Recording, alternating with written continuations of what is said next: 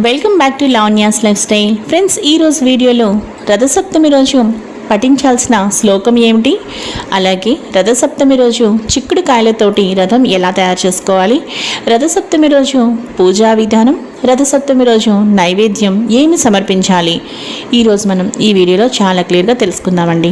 మీరు Lavanya's life style ఛానల్ని ఇంకా సబ్స్క్రైబ్ చేసుకోకపోతే తప్పకుండా సబ్స్క్రైబ్ చేసుకోండి. ఇక వీడియోలోకి వెళ్ళిపోదాం పదండి ఫ్రెండ్స్. ముందుగా నైవేద్యం కోసం మనం ఈ విధంగా ఒక ప్లేట్లో బియ్యం తీసుకుని ఆ బియ్యంని ఈ విధంగా ఆవు నెయ్యితోటి కలుపుకోవాలండి. బియ్యం మాత్రం కడగకూడదు. సో ఇంకా అలా పక్కన పెట్టుకున్న తర్వాత ఇప్పుడు మనం పాలు పొంగించాల్సిన గిన్నెకి చుట్టూ పసుపు రాసి కుంకుమ బొట్లు పెట్టి ఆవు పాలు పోసి ఈ విధంగా మనం బియ్యం వేస్తూ 3 సార్లు చక్కగా పాలు పొంగించాలి. పాలు పొంగించిన తర్వాత మనం కలుపుకున్న ఆ బియ్యం మొత్తం కూడా చక్కగా వేసి తగినంత వాటర్ కూడా పోసుకుని మనం పరమాన్నం తయారు చేసుకోవాలి. ఇక్కడ మీరు చూస్తున్నారు కదండి, పాలు పొంగించి చక్కగా ఈ విధంగా బియ్యం వేస్తూ పరమాన్నం తయారు చేయడం కోసం నేను ఇక్కడ అన్నీ సిద్ధం చేసుకున్నాను అనమాట. ఇక నెక్స్ట్ చిక్కుడుకాయలతో రథం ఎలా తయారు చేసుకోవాలి అది కూడా మనం ఇప్పుడు చూద్దామండి. అలాగే మన రథాలకు కూడా నైవేద్యం ఎలా పెట్టాలి, ఎంత సంఖ్యలో పెట్టాలో కూడా మనం ఇప్పుడు తెలుసుకుందాము. ఇక్కడ నేనైతే చక్కగా పాలు పొంగించి బియ్యం వేసేసాను. ఇంకా పిల్లల చేత కూడా ఇప్పుడు వేయిస్తున్నానండి, 2 పిల్లల చేత కూడా వేయిస్తున్నాను.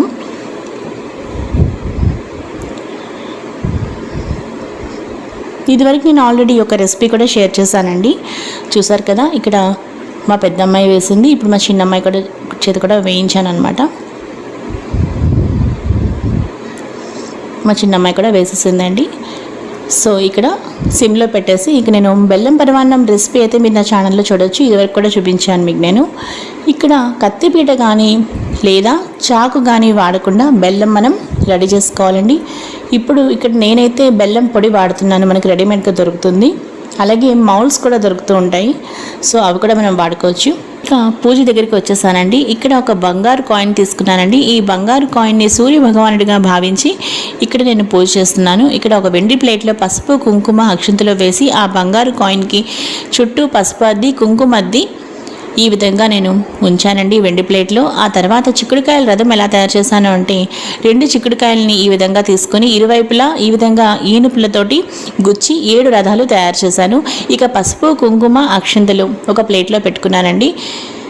అలాగే నైవేద్యం అయితే ప్రిపేర్ చేసేసానండి. మీరు ఒక్కసారి రథసప్తమి వ్లాగ్ కానీ బెల్లం పరమాన్నం ఎలా తయారు చేయాలని అనేది ఒక వీడియో కూడా ఆల్రెడీ ఉందండి, ఒకసారి మీరు అది కూడా క్లియర్గా చూడండి, ఇంకా చాలా బాగా అర్థమవుతుంది. ఇక పూజా విధానం దగ్గరికి వచ్చేసరికి ఈ విధంగా వెండి ప్లేట్లో చక్కగా మనం వేసుకున్న పసుపు కుంకుమ అక్షంతలు, ఆ తర్వాత సూర్య భగవానుడిగా భావించి ఇక్కడ నేను ఒక బంగారు కాయిన్ని పెట్టాను కదండి, మీరు చూసారు. ఆ తర్వాత చిక్కుడుకాయల రథాలని ఒక రథం అడ్డంగా ఒక రథం నిలువుగా ఆ విధంగా 7 రథాలు పెట్టానండి. ఆ తర్వాత మీరు ఇక్కడ ఆచమనానికి నీళ్లు చూస్తున్నారు, అలాగే పుష్పాలతోటి పూజ చేస్తున్నాను అనమాట. ఇంకా ఇక్కడ కుంకుమ పూజ ఎలా చేశాను అంటే సూర్యాస్తోత్ర శతనామాలు చదువుకుంటూ ఆ రథాలపై అలాగే ఆ సూర్య భగవానుడు లోపల మనం పెట్టుకున్న ఆ బంగారు కాయిన్పై పడుతున్నట్టుగా ఆ సూర్యాస్తోత్ర శతనామాలు చదువుకున్నానండి. అలాగే ఆదిత్య హృదయం ఈరోజు చదువుకున్నాను. అలాగే నెక్స్ట్ సూర్యాష్టకం కూడా చక్కగా పఠించాను అనమాట. ఇక ఆచమనం చేసిన తర్వాత సంకల్పం యథావిధిగా పూజ అంతా పూర్తయిన తర్వాత ఇక్కడ మీరు చూస్తున్నారు 7 రథాలకి 7 పరమాన్నాలు. ఇక్కడ మీరు లెక్క పెట్టచ్చు, మొత్తం 7 రథాలు మనం పెట్టాం కదా, ఆ 7 రథాలకి నైవేద్యంగా ఇక్కడ 7 పరమాన్నములు ఇక్కడ పెట్టానండి. చూసారు కదా, ప్రసాదాలు అనమాట, 7 ప్రసాదాలు. ఇంకా గిన్నెతోటి మొత్తం మనం పాలు పొంగించి చేసిన గిన్నె ఉంది కదా, అందులో ఉన్న ఆ నైవేద్యం మొత్తం ఆ లోపల ఉన్న సూర్య భగవానుడికి అనమాట. సో ఈ విధంగా నేను పూజ చక్కగా పసుపు కుంకుమ అక్షంతలు పువ్వులతో ఇంకా యథావిధిగా షోడశోపచార పూజలు నిర్వహించుకున్నానండి.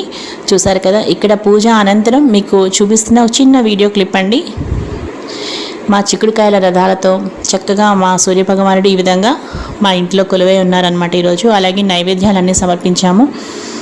ఇంకా ఈరోజు ఈ వీడియో అయితే ముగించే ముందు ముఖ్యమైనది ఒకటి మిస్ అయ్యాని అనిపించిందండి. తమ్నైల్లో రథసప్తమి శ్లోకం మనం చదువుకోవాలి. అది ఎప్పుడు అంటే రథసప్తమి రోజు తలస్నానం చేసేటప్పుడు ఒక జిల్లేడు ఆకుపై ఒక రేగిపండు పెట్టి అది మనం తలపై పెట్టుకుని రథసప్తమి శ్లోకం పఠించాలి. ఆ శ్లోకం ఏమిటి అంటే యజ్జన్మ కృతం పాపం మయా సప్తసు జన్మసు తస్య రోగంచ శోకంచ సమస్తం హంతు సప్తమి అనే ఈ శ్లోకాన్ని పఠిస్తూ తలస్నానం చేయాలండి. ఆ తలస్నానం చేసిన తర్వాత యథావిధిగా ఇప్పుడు మీరు చూసిన వీడియో మొత్తం చూసారు కదా, ఇంకా మన పూజ రథం తయారు చేసుకోవడం, ఇంకా నైవేద్యం ప్రిపరేషన్, ఇంక ఇదంతా అనమాట. సో ఇంకా ఈరోజు ఈ వీడియో మీ అందరికీ బాగా నచ్చింది అనుకుంటున్నానండి. ఈ వీడియో మీకు నచ్చితే లైక్ చేయండి, షేర్ చేయండి. అలాగే లావణ్యాస్ లైఫ్ స్టైల్ ఛానల్ని తప్పకుండా సబ్స్క్రైబ్ చేసుకోండి. మరో మంచి వీడియోతో కలుస్తాను. ఈ వీడియో ఒక్కసారి ముగించే ముందు ఇప్పుడే కొత్తగా సబ్స్క్రైబ్ చేసుకున్న వాళ్ళు, నా ఛానల్ని చూస్తున్న వాళ్ళు అయితే ఒకసారి మీరు లావణ్యాస్ లైఫ్ స్టైల్ ఛానల్ని తప్పకుండా విజిట్ చేయండి. అక్కడున్న వీడియోస్ అన్నింటినీ కూడా చూడండి. మీకు వీడియోస్ బాగా నచ్చితే లైక్ చేయండి, షేర్ చేయండి, అలాగే సబ్స్క్రైబ్ చేసుకోండి. అలాగే పక్కనే ఉన్న బెల్ ఐకాన్ కూడా యాక్టివేట్ చేసుకోండి.